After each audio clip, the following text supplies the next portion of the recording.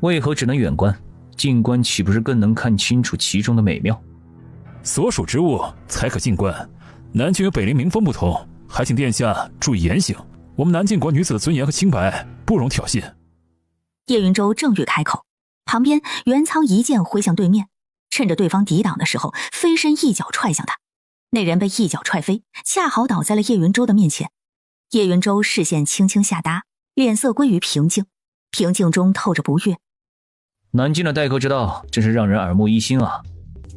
来报说太子殿下的车辇要明日才能抵达南境城，没想到竟然早到了一日，照顾不周，本王已经做好了安排。慕白，给太子殿下引路，安排好食宿。是，王爷。本王还有急事要处理，待明日太子殿下的车辇入城之后，本王再好好的招待殿下。叶云舟看着帝江上了马车，马车毫不犹豫地离去。他收回视线，仿若不把刚刚帝江对他的怠慢放在心上。走吧。太子殿下这边请，我们王爷已经命人做好了一切安排。是他不要脸，勾引有妇之夫，我拒绝了。他勾引你了？嗯。哦，何以见得呢？他笑得很骚，还要送花给我，不说是今天送花表示喜欢的意思吗？这还不算勾引？不要说粗话。那你说是不是他的错？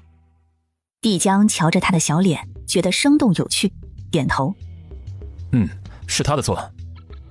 你怎么拒绝的？我刚刚在里面，他就坐在我对门对我笑来着。那么多人喊我王妃王妃的，偏偏他害了龙病，我就问他。问他什么？我问他知不知道我男人是谁。他怎么回答的？陆九婉不答反问。他谁啊？什么来头？北陵太子叶云舟。怪不得你的名头不好使。帝江眼皮一抬，静静看着他。陆九婉没接收到信号，只问他来这儿干什么？说完就想起帝江说的宫宴。参加宫宴的？什么宴？皇帝的生辰万寿宴，不是什么重要日子。那就是图谋不轨，奸细行为。陆九婉懒得管，随口问他回家吗？你今天弹的曲子很好听。你在哪儿？你对面。哦，你偷看我。光明正大。万寿宴当日，全城热闹非凡，大道上张灯结彩，披挂红绸，喜庆热闹。寿宴一般是晚宴，来得早又不用帮着忙碌。要不要逛一逛？宴会还早呢。帝江问身边人，陆九婉点头。宫人机灵，听到话默不作声地引着两人朝御花园去。一般宫外的贵人进宫都是想看一看御花园的，料想靖王妃也不例外。亲眼见到御花园，比陆九婉想象中更加绚丽壮美。两人信步慢走，帝江对这些不感兴趣，但也不觉得无聊。见身旁的人喜欢看，他也乐意看他安静中透着淡淡欢喜的样子。不远处，正经过御花园的叶云舟停下脚步，认出正在打情骂俏的两人，是女人，看着冷冰冰的。那天还对他那么凶，没想到也会对一个男人如此多情妩媚。他远远看着阳光下陆九婉脸上的温婉笑容，只觉得这院子里的风光不及他眼角的笑意半分明媚。一瞬间，他将自己带入帝江的角色，他贴靠的人是自己，被妩媚撩拨的人也是自己，仿佛感受到了他身体的温热，发丝的香味，被自己的异想震惊到。叶云舟忙收回视线，却又忍不住朝那边看去，看那个明明才见过一次却被他牢牢记住的女人。另一处，身穿明黄龙袍的男人立在高墙之上，同样将两人看进眼里。他那个清心寡欲的王叔真的沦陷了，终究是英雄难过美人关。想要什么说说嘛，我指定不是哄你的。帝江克制地握紧了他的腰，怕他疼又松开。他想要什么？他现在就想要他。你……陆九婉顺了一遍问题和答案，脸上又挂起了戏谑的笑容。你想在这儿要我？喜欢刺激的？狂言浪语，闭嘴！这幅画面落在皇帝的眼里，心里像是被抛了一颗石子，平静的心湖泛起了涟漪。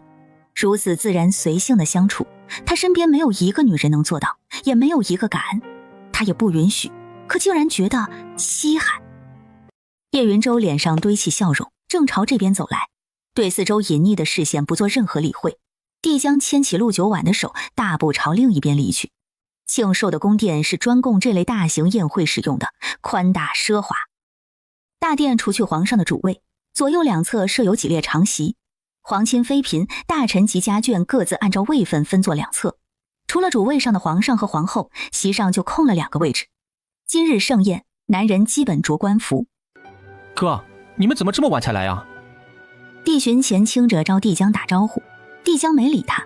帝巡早已经习惯他哥对他的没话找话，爱答不理。不恼，坐好。又见面了，王妃。这么多人，你跟我皇嫂套什么近乎？昨天你还和我皇兄见面了呢，怎么不跟我皇兄说话呀？陆九婉眉角微扬，面色满意。叶云舟仍然笑着。本宫和王妃在百花节有过一面之缘，王妃一曲琵琶声震撼了半个南京城，让人记忆犹新。这话好夸张，但部分女眷还是有所耳闻的，也有几个当日就在场的，确实让人难以忘怀。皇上驾到，皇后娘娘驾到！一声高呼，身着龙袍的帝玄义和打扮得雍容华贵的萧子英随之出现在大殿门口。众人起身恭敬地行礼，帝江躬身行礼，动作美观大方。帝玄义走到首位上，抬了抬手，坐吧。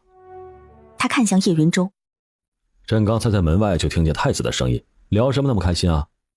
说晋王妃名冠南晋城，情意超绝，无人能比啊。帝玄义顺着他的视线看过去，帝江坐在那里，就像一头猛兽，眼睫青山，掩盖着目中的威严，却霸气侧漏。他的皇叔光是那一身骇人的气势，无论是谁坐在皇位上都不会安心。太优越也是一种错。更何况陆九婉仿若局外人，也像是染了帝江的习性一样，两个人坐姿和神色十分相似。这个发现让帝玄义蹙了蹙眉，叛变不是一件稀奇的事情。哦，身旁的公公犹豫好几次，还是开口提醒：皇上吉时到了。那开始吧。吉时到，进行各项流程。首先就是百官朝贺，共同敬酒祝福，然后宣读贺寿清单，接着传菜。陆九婉的全部心思都在菜上面，珍馐美馔，让人垂涎欲滴。陛下，自陛下登基以来，为国为民日夜操劳，百姓安居乐业，社稷稳固，感怀隆恩，小女方瑶愿进献一舞，祝愿皇上龙体安康。宴会进行到一半，陆长安站了起来。帝玄义虽然明知他是什么意思，也不会在今天这样的日子里服了别人的心意。众人当然也明白陆御史是个什么意思。陆御史站在皇上的队伍里，却只有一个女儿嫁给了皇族，还是嫁给了皇上的最大劲敌晋王。陆方瑶明明就比陆九婉大，却迟迟未嫁，也不可能相看人家。这是什么意思？大家心里都有数，无非就是想入宫。音乐起，陆方瑶起舞。单论舞姿可能比不上旁人，但是胜在他眼神有戏，一脸野心在脸上展露的淋漓尽致。音乐选得不错，配上舞姿，有种倔强不服输的劲儿，总体来看也算不错。跳得不错。皇后最善舞，以为如何？臣妾觉得十分不错，舞美人也美，当赏。皇后都说了，那确实该赏。说吧，想要什么赏赐？臣女谢过皇上，谢皇后娘娘。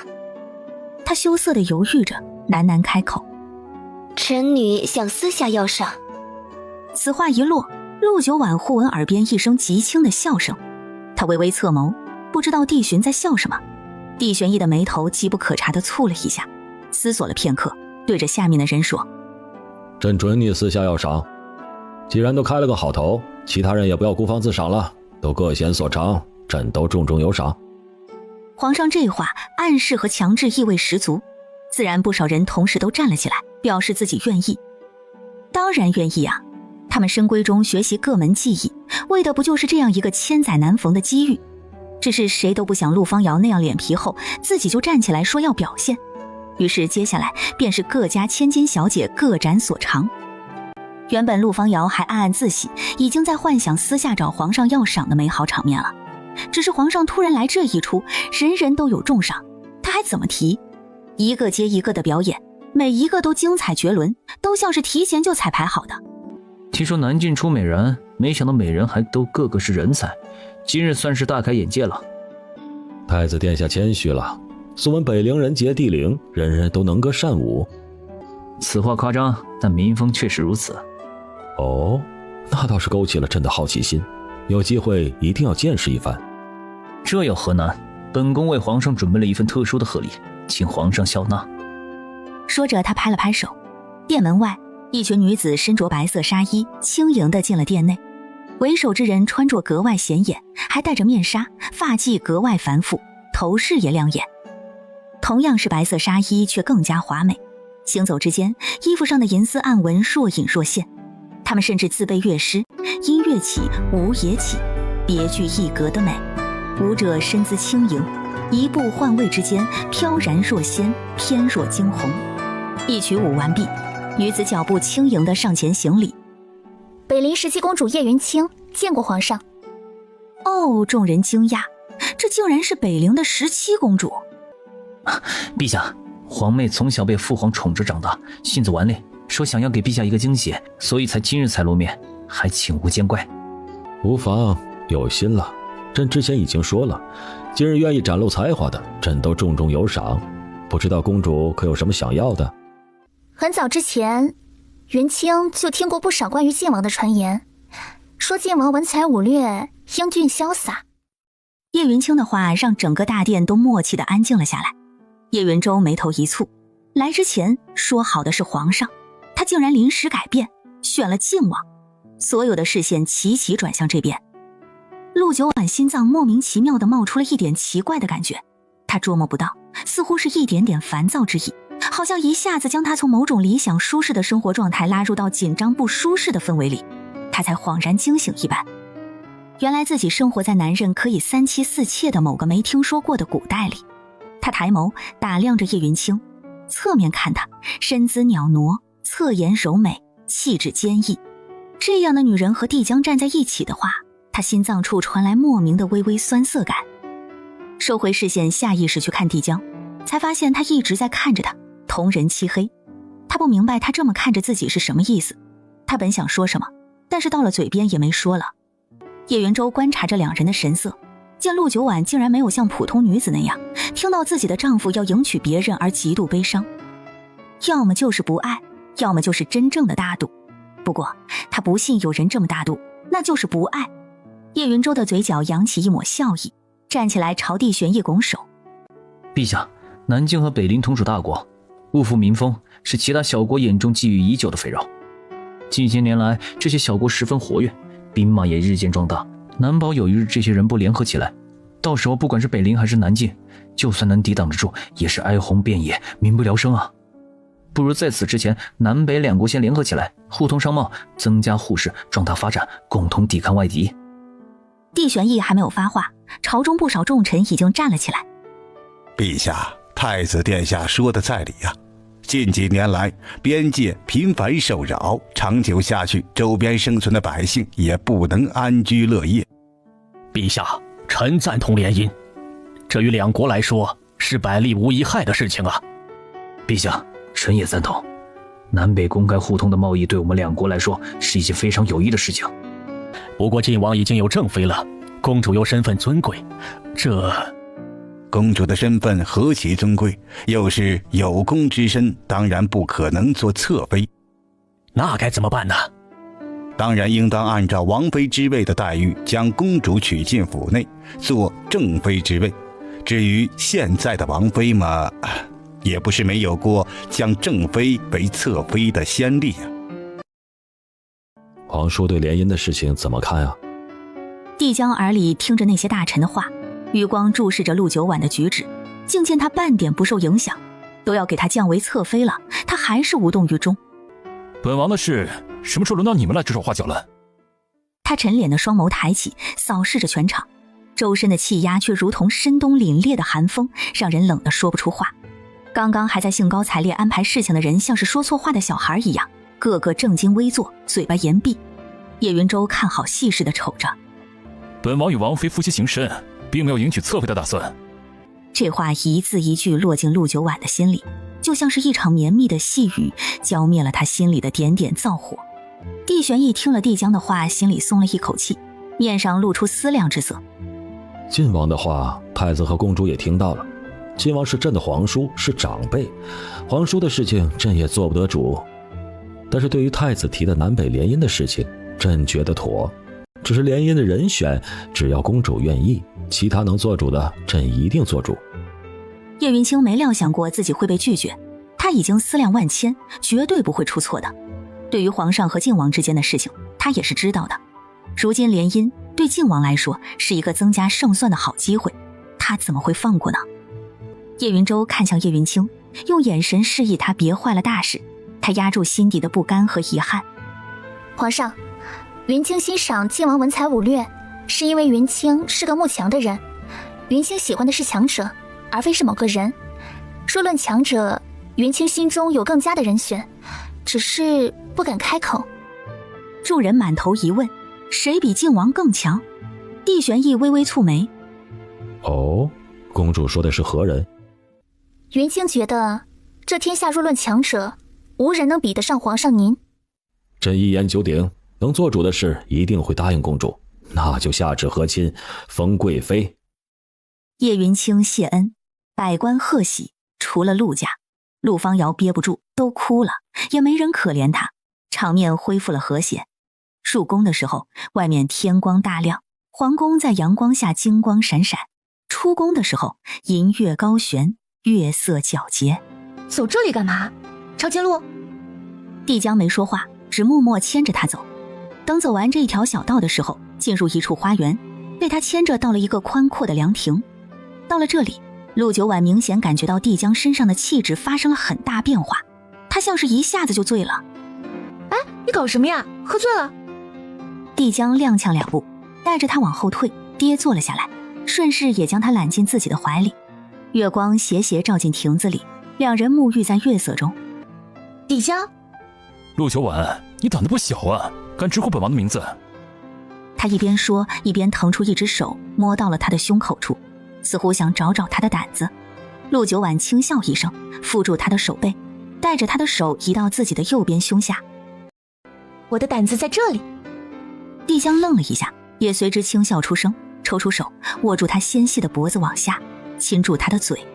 他借力靠在身后的栏杆上，毫不费劲地将他扣在怀里亲。陆九婉整个人趴在他的怀里，嘴巴被他用力地碾磨着。他惊讶极了，这是他第一次和帝江接吻，之前好像他的唇是给某个白月光专门留的盛宴似的，还不能碰，一想亲他就偏头。一次两次之后，陆九婉再也不惦记他的嘴了。这回自己送上门来了，他的唇是烫的，贴着他的唇很用力的压碾，什么奇怪的味道都消失了，只有暧昧和上头的味道。月光下，他趴在他的怀里。乖，别出声，有人来了。帝江说完，唇上越发温柔，脚步声越来越近。蓉儿，你入宫这么久也不见有孕，唉，这是娘好不容易求来的助孕偏方，你一定要收好，想办法配齐这些药。谢谢娘。如今宫里皇上一个子嗣也没有，要是你能生下皇子，那将是你一辈子的靠山。两人来得快，几句话说完，匆匆离开了。孩子，帝江脑子里突然闪现这个词，他伸手摸到他的肚子，脑中不受控制地浮现一些画面。陆九婉怀孕，陆九婉生孩子。宫外城西，叶云舟微怒地看着叶云清，今天差点坏了大事。云清知道错了，和亲已非我所愿，只是想着能挑选个自己看得上眼的，却没想到靖王竟然会拒绝。听他这么说，叶云舟的怒气散了些，缓和了声音。本宫也没有想到，站在他的角度来说，他应该不会拒绝才是。不管如何，你只要能够顺利留下，也算是完成了一半的任务。帝江和帝玄义之间的应该不久就会有大动静了，你一定要时刻汇报他们的情况。北林本宫已经做好了充足的准备，只要他们之间开战，本宫就一举进攻，拿下南境。叶云清想着帝江的模样，感觉事情不会像皇兄想的那么容易。云清一定会定期汇报情况的，皇兄万事小心。靖王不像是个好对付的角色。帝江和帝玄义都不是好对付的，所以就是让他们打起来，两虎相斗，等他们都伤了，才是本宫出手的好机会。王爷，本王为什么要孩子？谢明科一愣。啊！帝江瞳仁一缩，谢明科忙端正姿势，赶忙说：王爷您还没生呢，哪来的孩子？王妃怎么不见有孕啊？臣明白王爷的意思了。唉，王妃没有怀孕，那原因有很多，主要的原因可能有3个。帝江蹙着眉，心里对陆九婉没有怀孕的事情有自己的猜想。一个是他常年训练，身体不好；另一个是他故意喝了婢子汤；还有一个就是自己的问题。说清楚。第一个就是怀孕要讲究一个时宜，并不是同房就会怀孕。再说您和王妃同房也就这2个月的事情，您是有点太着急了。再说就算有孕，这月份小，察觉不到也是正常的。王妃也许有孕了，只是没有察觉，你明天给她看看。他说什么了？他没说王妃有孕了呀，这要是没怀上怎么办？他忙苦笑着说：王爷，臣只是说有可能，并不是说王妃真的怀孕了。本王说的是也许，你耳朵聋了？还有什么原因？继续说。这第2点就是双方可能身体不太好，难以有孕。帝江沉默片刻，伸出手。谢明科疑惑做什么？见他没动，帝江眉头一蹙。王妹，他都想说可能是王妃身体不太好的原因，结果王爷自己把手伸过来了。谢明科把了半天脉，仔仔细细，久到帝江都有点不耐烦了。谢大人，你谁的名头是自己封的？臣还不是想得仔细些，免得弄错了。是不是本王的问题啊？您的身体一点问题都没有。还有，之前你身体肝火旺盛，易躁易怒，时常双目赤红，症状也没有了，脉象从容缓和，不浮不沉，双目清明有神，说明内里调理得很好，但也不可纵欲过度，损伤精气。帝江沉沉地看着他，谢明科收嘴。臣多言，王爷您自然是知道解释的。帝江知道不是自己的问题，微蹙的眉头终于放松了。还有什么原因？第3个原因就有可能王妃服用了婢子汤。婢子汤？谢明科眼看着王爷周身的气压一下子就降了下来。这只是一个猜想，不过王爷、王妃的身份您是知道的。服用婢子汤不是一件很正常的事情吗？这话一出，王爷身上的气压又降了。谢明科无语，伴君如伴虎。来人！谢明科吓一跳，王爷想干什么？外面的下人忙进来，把王妃身边的贴身侍女带过来。是。很快，白珠、白桃、经常伺候的老嬷嬷以及几个近身伺候的丫鬟全都跪在了帝江面前。王妃可曾服用过婢子汤？奴婢未曾见过。奴婢也没见过。王妃没有吩咐过。帝江看着白珠、白桃，你们2个留下，其他人退下。其他人松了口气，忙退下。确定他没有服用过？王妃确实不曾喝过婢子汤，每日吃喝都是厨房准备的。王妃让奴婢们去外面买吃食，都是奴婢和白珠2人亲自去的，不是婢子汤。白桃比较机灵，猜到了王爷的2分意思。虽然王妃经常把自己关在房间里，但都是在下午时分，所以就算偷偷服用，也并不是在同房之后马上吃，估计都没效果。没有发现什么可疑之处吗？2人想了想，白桃眼皮一抬，帝江敏锐地注意到。说。白桃不知道说了对王妃有没有什么影响，王爷的反应又会是什么？王爷让他们去服侍王妃，他们是尽心尽力的服侍，也把王妃当成了自己的主人。但是归根结底，他们真正的主子是王爷，也永远不可能背叛王爷。自从奴婢开始服侍王妃以来，就没见过王妃来阅信。没来阅信？帝江眉头蹙起。这是什么原因？他问的是谢明科。谢明科思索着道：女哀家一般到了年纪都会来阅信，来了阅信才可以受孕生子，到了年纪但没有阅信的，要么就是怀孕了，要么就是身体疾病，还有一种可能。帝江看着他，有很少一部分女子2个月来一次，有的半年来一次，有的更少1年来一次，甚至有的一辈子都没有来过。这种情况可正常吗？倒是没听说过有什么不正常的，反而比来月信的女子更加幸运，不受月信的苦恼。明日好好给王妃把脉，看看她身体情况如何。是。第2日，叶云州一行人启程回北陵。靖王，借一步说话。帝江冷淡的眸子含着思量，半晌才抬手示意了一下。请。两人行至一旁，叶云州也不绕弯子了。靖王来日是要做大事的人，到时候身边的人会成为你的牵绊，王爷打算怎么处理？太子指的是谁啊？陆九婉。叶云州毫不避讳，他不明白自己堂堂一国太子竟然会对一个人妻动心，荒唐。但是他控制不住自己，除了天下，从来没有一样东西能让他这么想要拥有。太子殿下对本王的家事好像很关心啊。本宫不关心王爷的家事，本宫关心的是一个人。既然说到这里，本宫也不想兜圈子。若是有一天王爷需要，可以拿他来跟本宫换一样东西。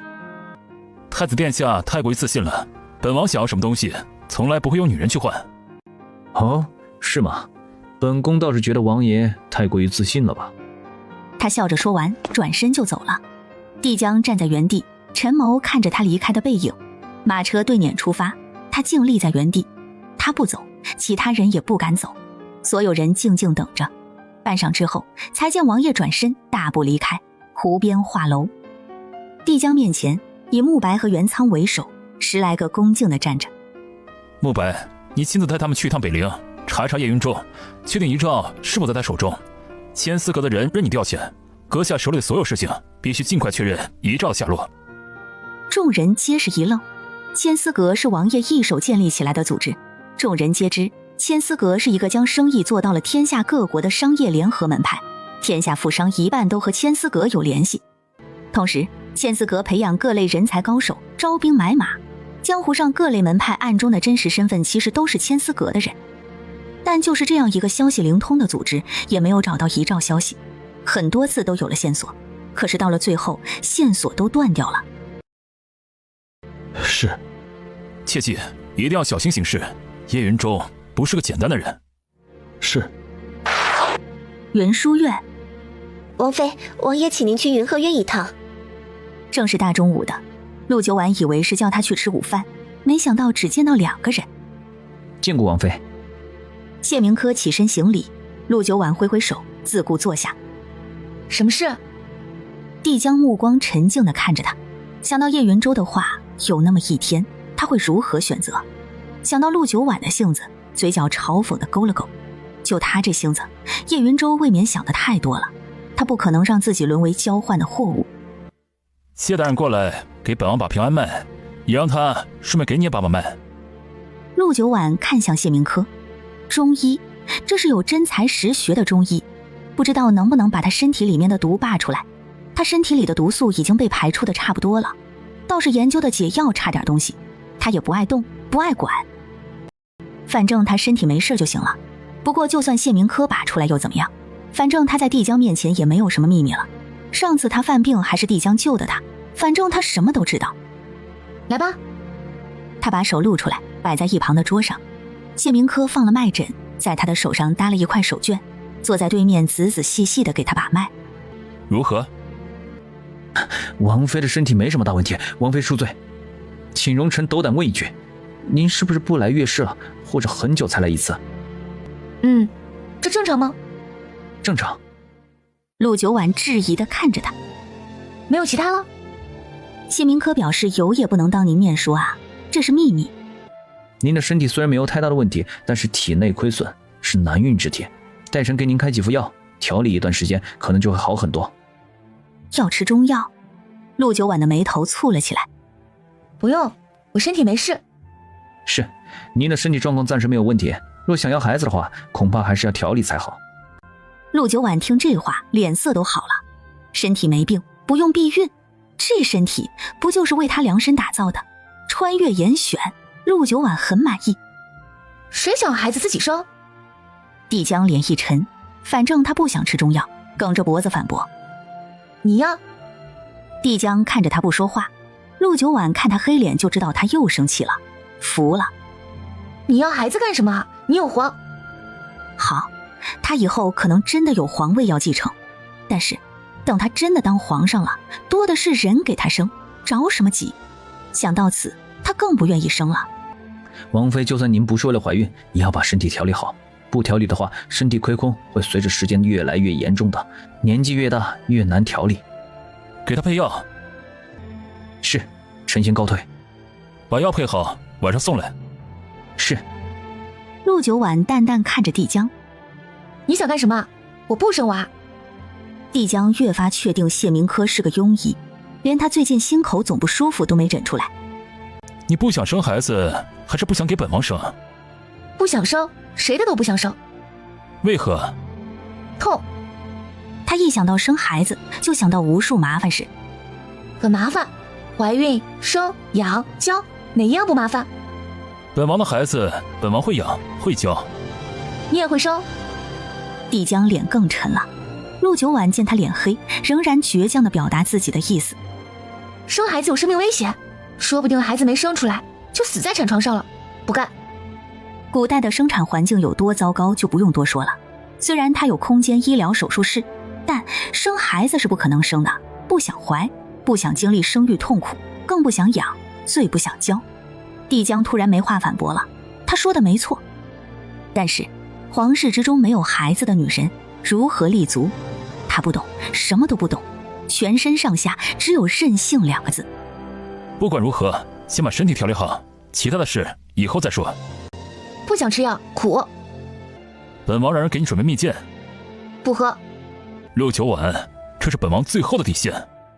陆九婉不再和他犟，静静和他对视，眼里脸上全是倔强，默默和他对视半晌，确定没有在他脸上看到半分退让的希望，他抬脚踏步离开。帝江看着他沉默离开的背影，头疼地捏了捏眉心。想到以后要是真的有孩子也像他这么难管教的话，他突然觉得没有孩子也挺好的。傍晚时分，谢明科带着几大包中药上门，见到帝江，将药往桌上一放。今日给王妃把脉的时候，还有另外一个发现。说。王妃身上的噬心毒恐怕已经快解了。帝江停下翻书的手，体内只有轻微中毒的迹象，恐怕是服了解药。本王让你配了解药呢。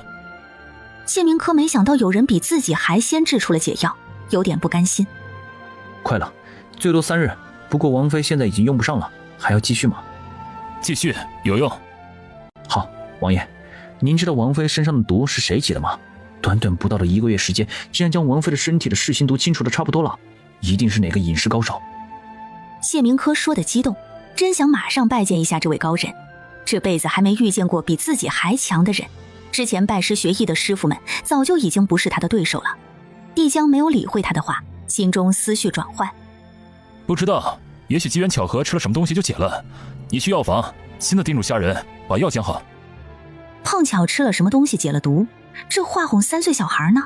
王爷肯定是知道什么，但是不告诉他。谢明科心痒，抓心挠肺的想知道是谁。王爷真的不知道？去煎药。谢明科心烦的住了嘴，拿上药离开。暮色渐浓，云书院，陆九婉正伏案写小说，给琵琶曲编一个凄凉的故事，给他的养老金库添砖加瓦。夜幕中，高大伟岸的男人缓缓走来，面无表情。过来。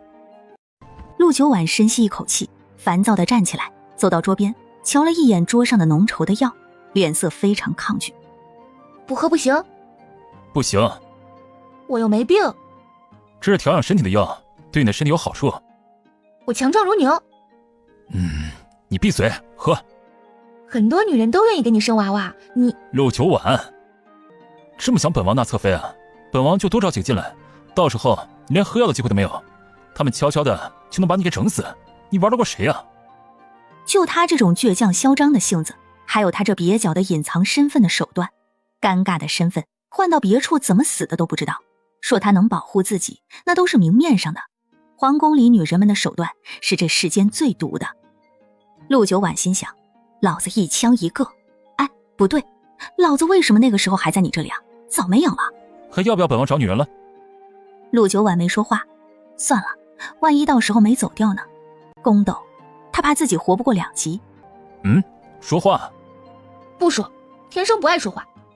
哼，把药喝了，连喝2个月就行，1天1次。2个月？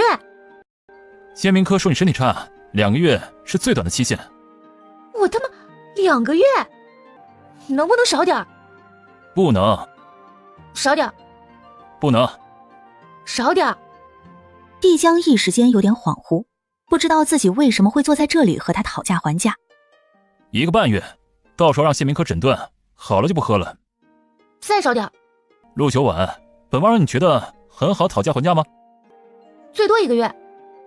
1个月见不到效果，2个月就是最低的底线，1个半月是本王的底线。你底线降一降。他的眼睛亮亮的，含着期待。帝江差点气笑，但他好歹同意喝了。帝江原本沉沉的脸色也悄无声息地平缓了不少，见他脸色缓和，但还是没说话。你要是同意呢，我就喝；你要是不同意呢，1个月我也不喝。威胁本王，你胆子不小啊！一边说他，一边将桌上的药端过来，凑到他面前。本王同意了，先喝1个月再看，喝吧。他将他圈在怀里，一手端碗，一手拿着勺子搅拌，舀了一勺。虽然谈判成功，但是那黑色的药汁凑到他嘴边，陆九婉立马反胃，郁闷，没有喝药的勇气的郁闷，被熏到郁闷。见他犹豫苦闷，帝江不解：喝药至于怕成这样吗？本王又不是要你的命，一口喝了。药都喂到嘴边了，陆九婉赴死一般闭眼吸气，往前小心翼翼一凑。帝江见准，将一勺药喂到他嘴里，苦涩难闻的药汁让陆九婉眉头紧锁，想吐。别吐，吐了本王叫人再煎一碗过来。陆九婉被他抬着下巴，药顺着喉咙下去，苦，比他的命还苦。见他吞下了，帝江从桌上拿起一颗蜜枣喂他。吃1颗。陆九婉张嘴吃下，咀嚼了2下，并没有什么卵用，嘴巴又苦又涩，像嚼垃圾。刚吃完，帝江又舀了一勺喂到他的嘴边来。陆九婉又是深呼吸，闭眼喝了。既然害怕吃药，以后就不要受伤生命了。这天开始，陆九婉每天都活在烦恼中，一见到帝江就想逃。房间内除了帝江、帝寻和谢明科之外，还有7、8人，几人分坐各方，神色严肃。谢明科担忧的道：马上到秋猎了，这次一定要小心，这是他最好的机会了，他一定会用尽全力将王延宁困在猎场之中。这是帝寻第一次感到不安，他眉间是担忧。自从知道父皇留了遗诏让皇兄继位的事情，他只有一个想法，那就是一定要助皇兄拿回皇位。在这场争斗中，随时可能会死，而他最不愿见到的就是皇兄受伤。王爷，我们安排的人已经进不去了。皇上早在1个月之前派了重兵把守在雁碑山脉，给封山了。这美其名曰呢是担心百姓进山，到时候秋猎误伤，实际上就是知道您一定会提前派人进去接应。雁碑山是皇家秋猎场，绵延不见尽头，深不可测，就是大雁飞过都会迷失方向。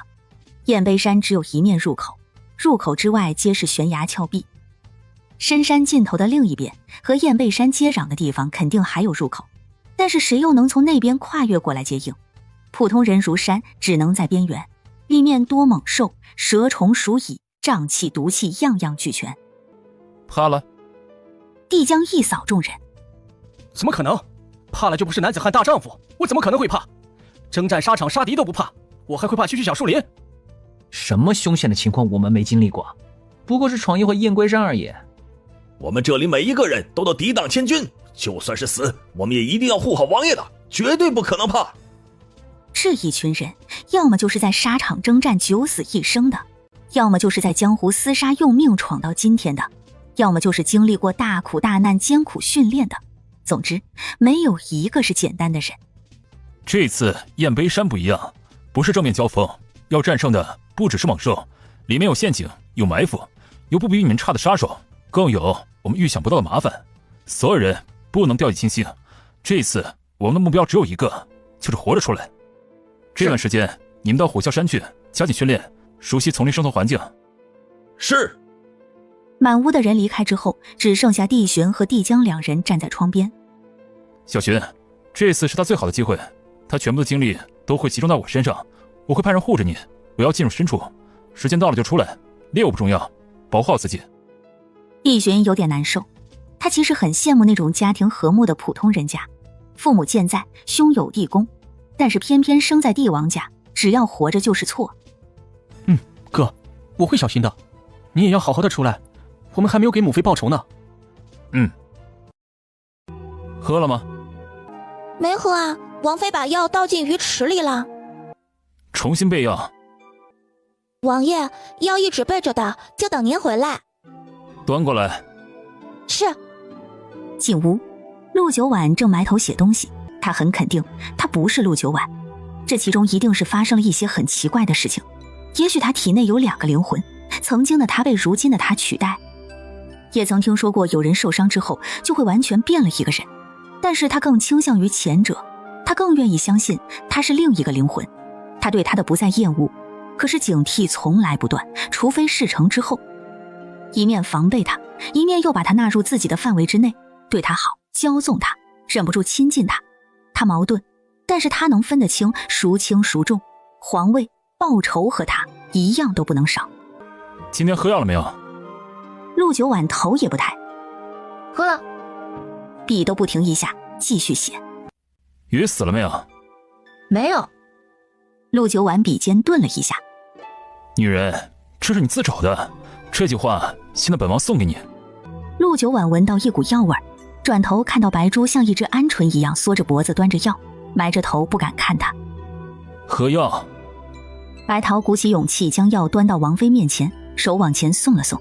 陆九婉叹息，嘀咕一句：叛徒。白桃委屈，他是王爷的人，所以不是叛徒。帝江一直盯着他。陆九婉深呼吸，端过碗，泄气，再深呼吸，然后埋头咕噜咕噜喝完，砰地将碗放下，像是很疲劳一般。好了，喝完了，行了吧？很好。走吧，别打扰我创作。帝江仿若未闻，从他的桌上取了一本书，拿到一旁看了起来。陆九婉停下来，看向他：你怎么还不走？本王在自己家里，还要去哪儿？自从叫他喝药之后，他对他的态度全然冷淡了，一来就赶他走。陆九婉没见过他死乞白赖的样子，不屑地笑了声，继续埋头写作，直到疲倦才打着哈欠上床。帝江还坐在那里看书，书中自有颜如玉，看美女看上瘾了。半晌，他终于放下书，走到床边看了眼，起身出去。陆九婉困倦中惊讶了一下，竟然真的走了。睡梦中，身体被人抱住，温热的气息打在额头。醒了，正好。好什么？一起。半月过去，陆九婉让人搬了贵妃椅到外面的长廊上，悠闲地躺在上面看小说。琵琶曲的短篇故事，他也让白桃拿去给风月斋的老板了。这段时间又陆续拿了2篇过去，引起了热烈的追捧和模仿。他好像掀起了一阵小说热潮。最近南晋城出现了好多有趣的画本。一阵短促的风吹过，陆九婉抬起手在空气中感受了一下，风里带着凉意，秋天来了。皇妃，三夫人上门拜访来了。谁啊？是陆三夫人，说是您的生母。她来干什么？奴婢也不知道，只说许久没见到，想您了。她是您的生母，来看您也是正常的，奴婢们也不好过问。让她进来吧。是。见过王妃。坐吧。陆三夫人到旁边坐下，下人送来了茶水。找我什么事？娘找你还能有什么事？左右不过是许久不见，想念你了。你说，你爹都派人请你多少次了，你也不回家。家？那里还有我的房间吗？怎么会没有啊？你现在贵为王妃，回去就是贵客，府里肯定会给你安排最好的客房，怎么敢怠慢你？客房？这么多年你都不在家，你要是在的话，怎么会没有你的房间呢？别乱想，你永远都是御史的女儿，陆府永远都是你的家。陆九婉连嗤笑都没有一声。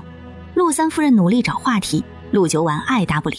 一盏茶过后，陆三夫人也疲于应对了。九婉，你让他们都下去吧，娘想和你说几句提几话。陆九婉眼珠转到他身上，定在他身上看了会儿，然后挥了挥手。什么事？说吧。下人丫鬟一走，陆三夫人觉得自在多了。上次你父亲给你的东西用过了吧？用过了。他就知道是为这事儿来的。陆三夫人有点紧张。是吗？现在如何了？人还没死，为什么不直接给我一瓶毒药，直接毒死他算了？想必是怕被发现吧。靖王那么凶猛的一个人，若是一旦被他发现了，恐怕再也没有翻身的余地了。那就是了，这药性太差，王爷太凶猛，暂时毒不死。难道对他一点作用都不起？有啊，昨儿在我床边吐血了，体力也不好了。陆三夫人心想，这女儿说话是有点颠，又说王爷吐血了，她心里一跳，胸口更加紧张。那王爷有没有察觉什么？你也要保护好自己，千万不要让王爷发现是你做的，知道吗？不然就完了，大家都完了。没察觉到什么，太医说太劳累了，开了药让他多休息。我每次在他药里都加点药，他最近精神越来越不济，都是在外面逞强，怕有人看出来。陆夫人满意了，回去跟陆郎交代，陆郎肯定很高兴，晚上就会留在他的院子里。参见王爷。远远听见有丫鬟跟王爷问候的声音，陆三夫人心猛地一提，王爷怎么来了？他刚想走，就差这么一步步。陆九婉瞧着这没出息的娘，丢脸哟！不知道帝将来做什么，他懒洋洋地坐着，好整以暇地看着。参见王爷。这人气势十足，威武，像一个冷面阎王，哪里有陆九婉说的虚弱样子？这装的也太好了。即便说他是装的，他还是怕死了。明明只是心虚，现在越来越怕了。帝将手帕捂着嘴取下来一看，满帕子都是血。啊！陆三夫人顿时又怕又喜。帝将蹙眉看向他，陆三夫人抖着，血。陆九婉蹙紧眉头看着帝将手里的帕子，他还真放饭里吃了。你怎么了？没事。请太医来看看。不用，昨天刚看过。陆九婉顿时好像明白了什么，他疑惑地看着帝将。吓到三夫人了，是本王的不是，今日招待不周，来人送客。那我就先走了，九婉好生照顾王爷。说着忙不迭地往外面走，人一走，陆九婉定定看着他。你怎么回事啊？在你床上吐血，体力越来越不行了。帝将捏着他的下巴，一字一句地反问。陆九婉立马反控。好啊，你监视我。帝将没说话，这件事他又不是现在才知道，监视他不是一件很正常的事情。他什么身份自己不清楚，他知道他不是曾经的陆九婉，他对待他很特殊，但这些都不代表什么。陆九婉见他默不作声，抬了抬下巴。这下扯平了。又到了1月之期，帝将吐的那次血无意中助力他完成了本月任务。密信上要他在秋猎的时候找机会进入猎场，协助同伴杀了帝将，让他死在猎场之中。帝将强大到让人忌惮，只能一步步图之。现在终于是收网的时候了。陆九婉将东西随手扔进空间里，他现在的身体已经不需要什么解药了。当晚，王爷抓到无影门的人，活的。走。秘密地牢中，一个年轻男人被铁链捆着，绑在铁柱上。男人身上有伤，但不像是经历过刑罚，应该是在抓捕的过程中交战的伤痕。从被抓到现在，你要是想死的话，早就已经自杀成功了。男人低垂的眸中闪过一丝被拆穿的不自在，但转眼又没了。但是你到现在都还没有做出决定，是在等什么呢？这人没有说话。不甘心，不服气，不想死，还是不敢自杀？那人咬住牙，还是没回答。本王没有时间浪费在你身上，这是给你唯一也是最后的机会，想说什么就说。我确实不想死，我不甘心，但我是梁怀的儿子。左相梁怀，你恨他？我当然恨他，我不应该恨他吗？同样是他的儿子，凭什么有人能够尊享荣华富贵，而我要被送到该死的训练营，经历生不如死的痛苦磨练？同样是他的儿子，为什么我是被抛弃的那一个？临死之人说着平日里作为男人难以启齿的话，大吐不快。他也不觉得有什么难堪的了。就这样，你应该知道，本王出现在这里，对你来说是一个活命的机会，可你打算浪费这个机会？梁琦忙抬起头，眼里闪过无措、慌乱和绝望不甘。我能帮你什么？就算我拿，我也逃不过。噬心蛊没有解药。我要知道你知道的所有事情，我还要你帮我做件事。赶在今晚之前，我可以把我知道的所有事情都告诉你，但是你要求我帮你做的事情，我没机会做了。我只有一个要求，帮我杀了梁怀，告诉他是我要杀他。你是不是应该恨无影门啊？我恨，但是无影门的人太多了，我不知道恨谁。袁仓蹙眉，嫌他智商不够。当然是谁让你爹把你送过去的，你就恨谁。梁琦似乎才想到这点，有点惊醒的恍惚。是，这人也该死。他抬头看向帝江，但我什么都做不了。王爷到底答不答应我的要求？我时间快来不及了。他怕他来不及把自己知道的说完。我不会帮你杀梁怀的。为什么？王爷不是说想知道？我不光要知道，我还要让你帮我做件事情。你爹，你自己杀。我没时间了。帝江不急，只缓缓问他：你最大的愿望是什么？我没有什么愿望，我只想杀了他，杀了这一切的始作俑者，毁掉一切。他说着静默了，片刻后冷静下来，低声喃喃：我最大的愿望就是能解了身上的噬心蛊。听到想听的话之后，帝江便罢了，静坐在一旁。梁琦不解，这是什么意思？没有折磨他，没有用刑讯逼供，也不答应他的要求，这是想做什么？袁仓离开又回来，递给帝江一本书。帝江看到书名，看了好一会儿，然后悠闲地看起了书。旁边有人备上了茶。梁琦抬眼看到书名，死后才知我是王爷的爱而不得。尽管在这样一个场合，他还是有点傻眼。堂堂一个王爷竟然会看这种书，并且死了为什么会知道？不用读内容，光看书名就知道是不正经的废书一本。这王爷竟然还看得下去，津津有味。这会儿最难熬的就是梁琦了，时间就像是一把看得见的利剑在慢慢朝他刺过来。他的生命一点点的消逝，旁边的人都在看他等死。梁琦内心焦急的情绪一点一点的上涨。王爷，时间来不及了，您真不能答应我的要求吗？帝江纹丝不动。梁琦眼含绝望，慢慢的，体内一股噬心的痛逐渐变强。他满眼恐惧，试图挣脱身上的枷锁。帝江掀起眸子看了一眼，继续看书。杀了我，求求你，王爷，你杀了我，你杀了我！差不多了，上去压住他，给他吃下去。旁边4人一起上前将他松开，压住挣扎的他。袁仓将药喂了进去。袁仓没有发话，4人不敢松手。只是没过一会儿，身下挣扎的人不动了，他们疑惑地看去。梁琦有气无力地贴地躺着，但是脸上没有痛苦之色了。王爷这是给他喂了解药。多谢王爷，王爷想知道的，我现在就说给您听。先吃点东西，洗漱之后带他来见本王。梁琦惊愕地抬头看着王爷的背影，活了那么多年，只有这句话让他觉得自己被当成一个人看待。梁琦咬着牙，藏起自己的脆弱。从今天开始，他能活1天，这条命就1天属于王爷。帝江回去洗漱完就往云书院去。陆九婉已经一身清爽地卧在贵妃椅上，他手上似乎有什么东西能发声，他看得入迷。但是等他走近，却发现他手中什么也没有。帝江疑惑，难道是自己幻听了？但是明显看着他双手的姿势是握着什么东西的。陆九婉吓一跳，这人怎么进来没声的？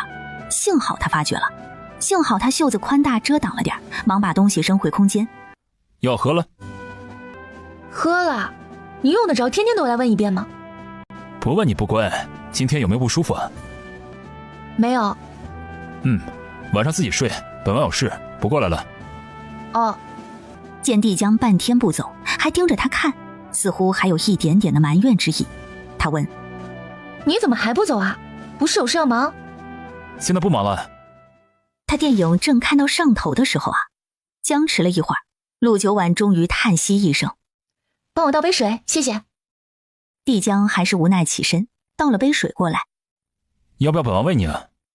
不用了。还以为你手废了呢。帮忙倒杯水这么大怨气，你以后最好是没有需要我帮忙的地方。帝江不说话了，这威胁似乎没有一点威力，但是莫名让他心头一动。以后，本王等着。那你本来是要去做什么的呀？审人。谁啊？你想知道可以跟我一起去。他面上不显，心里却警惕了一下。陆九婉不感兴趣。好吧，我不想。打了个哈欠，陆九婉朝他伸手，帝江不懂，但伸手抱住他。抱我上床，困了。帝江无奈将他抱着放到床上，给他盖好被子。睡吧，本王去办事，今夜晚点再过来。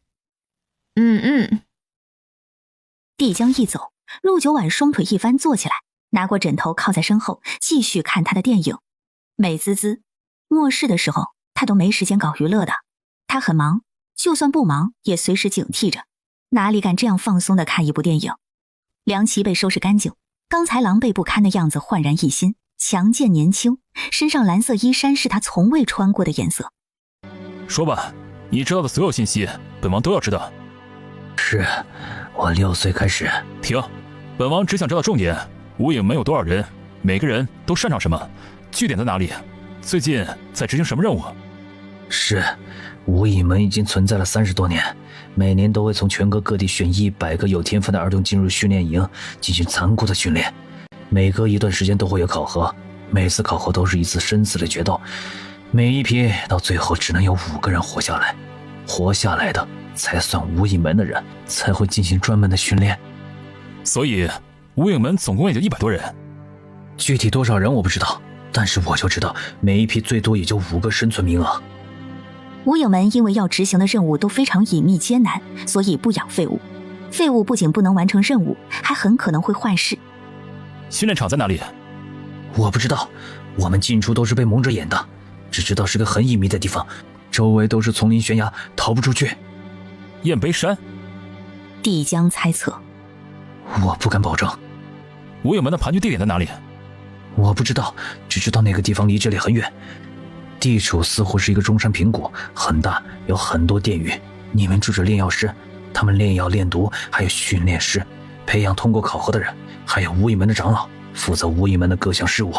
我们这种已经训练合格的，需要到外面执行各种任务，有临时的据点。云苍，给他备纸笔，把无影门的内部联系分工写下来，知道的临时据点写下来，你知道的所有人全都写下来。袁苍让人搬了桌椅过来，准备了笔墨纸砚。梁琦看着桌上的东西，没有动笔，而是抬头看着那个双眼含着威慑的人。王爷，我背叛了无影门，我这条命还能留几天我也不清楚。要是我们要能杀了梁怀，王爷能不能答应我，将来有机会帮我杀了他？不能，本王说了，你爹你自己杀，你现在还不能死。为什么？为什么现在不能死？你也不能死，你还帮本王完成件事。我愿意帮王爷，可王爷您昨日也看到了，更何况我背叛了无影门，一定会被清理门户的。袁苍，把东西给他。袁苍从怀里拿出一个胖胖的瓷瓶，放在梁琦的面前。王爷的话，你最好不要一直反驳，都有道理。这里面的东西是噬心蛊毒的解药。梁琦惊喜地看了眼袁苍，拿起瓶子就打开，满满一罐。这么多？看了看，又疑惑地说：怎么感觉有点不同？当然不同，这是解噬心蛊的解药，不是你们无影门每月给你们发1次的压制毒性的药。梁琦震惊地说不出话来，只是傻愣愣地看着，好半晌才回过神来，巨大的惊喜和希望涌上心头。这是真的吗？真的可以解噬心蛊的毒？别废话了，药就在你面前，从现在开始，药是你的，你的命是王爷的。梁琦还有什么话好说，哽咽的点头。我梁琦这条命从这一刻开始就是王爷的，誓死效忠王爷。起来吧，先把东西写下来，本王还有事情吩咐你要做，这件事你一定要办好。是。宫内，帝玄义来到慈宁宫，进入屋内，见到人上前行礼。儿臣给母后请安。坐吧。文太后如今40几岁了，保养得当，还是一副风华绝代的样子，眉宇间有盛气，眼神犀利。秋猎马上就到了，这一次是最好的机会，千万不能让他活着出来。是母后，这个儿臣知道，儿臣早就派人进去设伏。不够。母后还有什么想法？帝江征战2年，还能完好无损地活着回来，几十万大军都奈何不了他，别说区雁悲山。帝玄义也担心皇叔太强了，要不是因为他那么强，自己也不会这么急着想要他的命。该安排的儿臣都已安排了，丛林和沙场不一样，而且我们人多。还是不够。母后的意思是把人请进来。帝玄义看向门口，不一会儿出现一个清瘦的男人。参见太后，参见皇上。平身。这是何人？哀家特意寻来的控兽师。控兽师？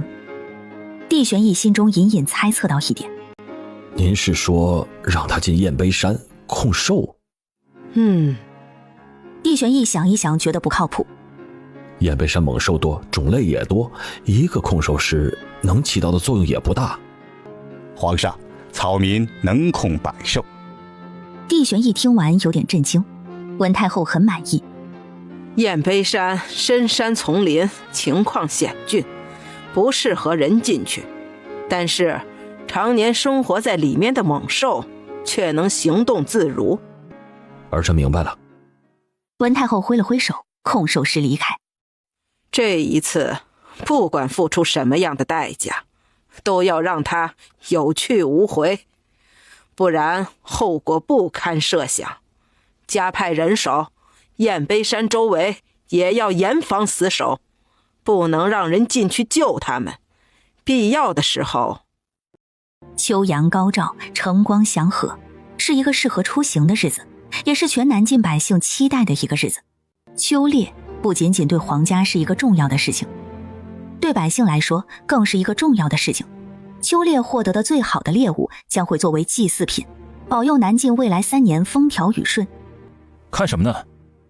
你看外面，树叶慢慢变黄了，还有红色的。陆九婉嘴角带着淡笑，帝江听见他声音里的欢喜，也顺着他掀开的帘子看去，秋景很美。看到了，燕悲山的风景更美。是吗？多久的？明日晌午。这么久？累了可以躺一会儿，晚上会就地驻扎，到时候可以下车活动。傍晚，所有人马都已经疲倦，到达原先预计的休整地，队伍停下，原地休整。把披风穿上，下去走走，等会儿营帐扎好了之后，就能好好的休息了。帝江先下了马车，伸手过来扶他，陆九婉被他扶着下去。一下马车，冷风吹来，这里要比城内冷很多。我带你走走。您不用跟着，还没有到最好的机会，他们不会出手。袁仓点头，带着几人去旁边帮忙搭建营帐，收拾王爷的东西。行至湖边，碧蓝的湖水让陆九婉停下，低身撩了一把湖水，冰冷随地而坐。陆九婉坐下，拍了拍身边的草地，仰头浅笑。王爷请坐。帝江顺势坐在他的身边。一共几天？5天。你进去过？秋猎3年一次，3年前我没在，6年前我进去过一次，但是没有进过丛林深处。他收到的那一封密信，要让他协助别人杀了他，这意思是这一次还会有更多人要他的命。前几日我收到一封密信，说让你竖着进燕悲山，横着出来。还有呢？没什么了，就是提醒你小心点。我在想，你要是出不来的话，我是不是就要守寡了？不会。不会什么？本王不会死在里面，你也不会守寡。陆九婉不知道他哪里来的自信，但是他表情很坚定。见他没说话，他看着他再次郑重的道：陆九婉，你别乱跑，好好待着，等本王回来，不会让你守寡的。哦，到时候看情况吧。帝江内心有点不安，他的回答太敷衍，有时候觉得他是个透明的，他一眼就能看出他的小心思，有时候又觉得他太复杂神秘，他是谁，从哪里来，为什么要来，要去哪里，他都不知道。甚至他也想过，或许他性格大变只是迷惑他的一种手段，他的真实身份仍然是个媚纱，不安心，烦。第二日天刚亮，整个队伍便开始整装，行至晌午过后，到达燕悲山外，这件厚一点，先披着。你不冷啊？不冷，本王有事情要忙，你别乱跑，冷了就会营帐里烤火。